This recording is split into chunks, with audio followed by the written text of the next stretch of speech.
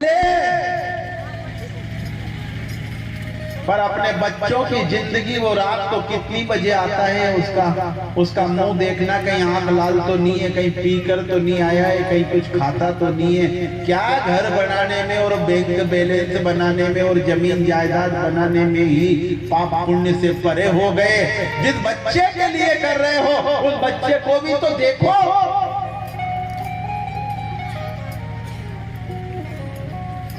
जिस घर में धन खूब है पर मर्यादा नहीं बची, याद रखना वो घर घर है ही नहीं, उसको तो मरघट का दर्जा दिया कबीर साहब ने।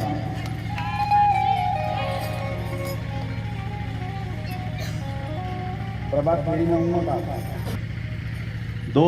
एक दिन 24 घंटे में एक बार उनके मोबाइल को भी चेक कर लिया करो रे माता पिता हो। क्या दाल सब्जी ने मकान ने जमीन ने बैलेंस ने नी बेन। रावण के राज में जरूर पंचवटी सो गई एक बारा। तुम्हारा कर्तव्य बनता है। अपनी बेटी कैसे कपड़े पहनती है याद रखना, ये तुम्हारा कर्तव्य है, तुम्हें देखना चाहिए।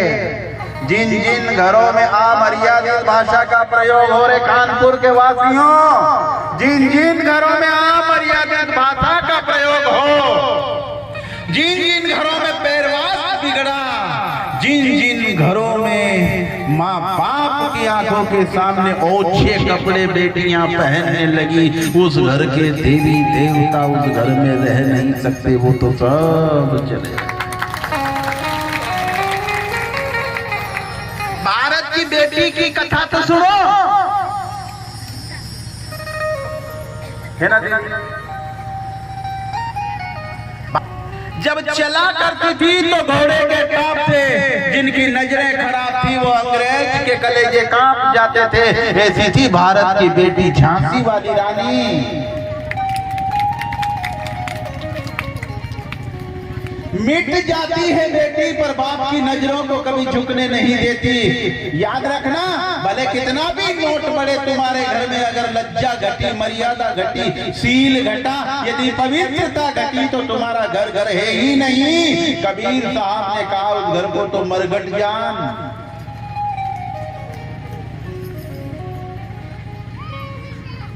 वस्त्रों पर विशेष जोर दो।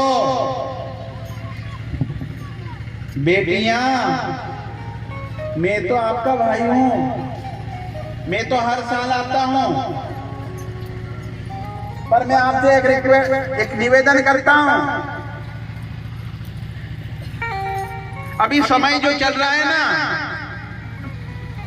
हिंदू की बेटी के 35 टुकड़े करके फ्रिज में रखे जा रहे हैं, और ऐसे दौर में ब्यूटी पार्लरों की संख्या बढ़ती जा रही है, तो सत्संग की संख्या बढ़ना चाहिए रे। अब तो घरों में संयम का पार्लर हो, विवेक का पार्लर हो, अब तो घरों में सत्संग का पार्लर हो, क्योंकि ब्यूटी पार्लर पर केवल सूरत सुधारी जाएगी, स्वभाव को तो रामचरित मानस रूपी पार्लर ही सुधार सकता है।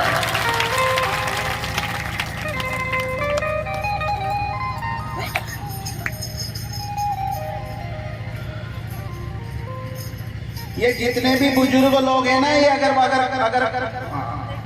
बच्चों से यूं बोले ना कि हाय बाय बाय टाटा, तो मेरी भागवत माता ऐतराज कर रही है। वो कहती है जिनके नाड़ अले बोले नहीं बाय बाय, तो यूं क्या करो शरणिया